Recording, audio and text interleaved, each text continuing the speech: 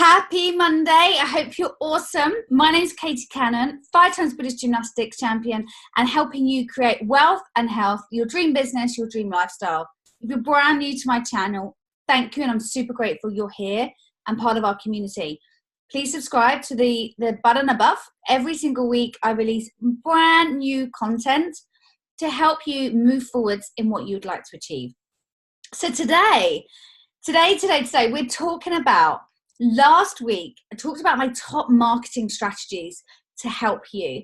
This week, we're talking about online versus offline. Where should you put your focus? How do you split them? Now, sometimes I always have the conversation of, I'm just going to focus online, or I'm just going to focus offline. Normally, it's the conversation of, I'm just going to focus online. And the truth is, you want to have a very mixed balance in your business, because a few facts for you. One, if you're building online, it takes a little bit longer to build that reputation. It takes that little bit longer to get that audience than local does. So local is more instant in your business, and online is more of an ever-growing plan that's going to evolve, and so many times I see, let's talk about online. I have conversations, some people always say, I'm just going to focus, I'm going to release a blog every week, I'm going to reach out on social media to people. Now that's all great, but if you're releasing blogs, and I'm talking from experience here, you're releasing content and no one's seeing it, it's like you're just throwing it at a wall. Now, absolutely, in the early days when I started, and still now as we're growing our audience, I released so much stuff that had nothing to it, no viewers. And obviously now, if you, with social media and taglines and using it smartly, you can start generating more of an audience, but that takes time. So I was very consistent with building online, but also offline as well. So when you're working on online, if you're literally just posting a blog or putting some messages out and expecting people to come to you, you might be waiting a long time and you might be wasting a lot of time in your business.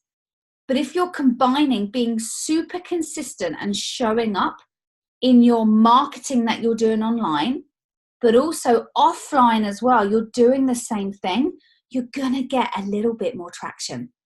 So let's talk about offline. So last week I mentioned some cool strategies, like network events that you can do offline. And, very much offline is normally, to be honest, very much local based. So if you're building a network marketing business, local is great because you can connect with them, you can speak face to face, you can meet them in a coffee shop, you can do local events. So, by local, even if it's not a network marketing business, network events are great to meet people. Or, people locally in your community, the activities you do, the gym you go to, the fitness class you go to, the people at your children's school, it all kind of correlates. Whether you're connecting with them, you're asking for referrals, you are putting on events for them, you're being referred to other network events or to other events in the local community. That is a great place to start. 1, to build your confidence up, but also 2, to start getting the ball rolling a little bit quicker and to gain some momentum.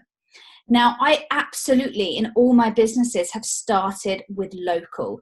When I first started my gyms, the internet barely, it sounds terrible, it existed.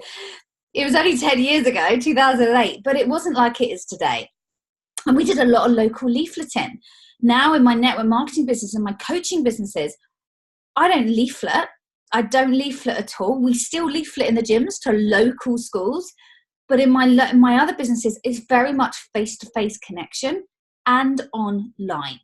So pick a couple that work for you. And I want you to use this episode in conjunction with last week's episode because they go really well together, and making sure the key aspects you've chosen are balanced. You're not just way over on the limb on one side offline and you're way over on online. You want a nice mixture. You want that clear divide. You might be 80-20 or 60% offline and 40% online.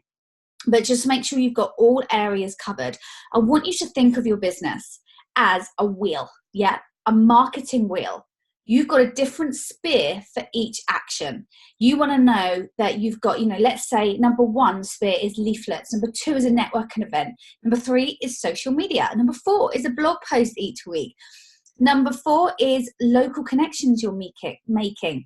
Number 5, referrals. Yes, you've got your wheels in motion and you're not just headed down one road, because quite often in your business, leads come from different places. And my favorite saying, one of the ones I love, is 80-20.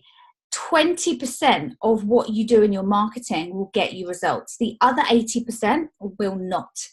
But you're not going to get that 20 without the 80%.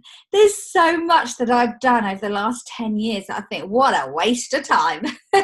Why did I bother? But then I think I wouldn't have got the results that I then I wanted if that wasn't the case, So make sure you've got that balance. And as always, epic freebie for you below, going in relation to last week's episode as well. Great marketing plan for you below.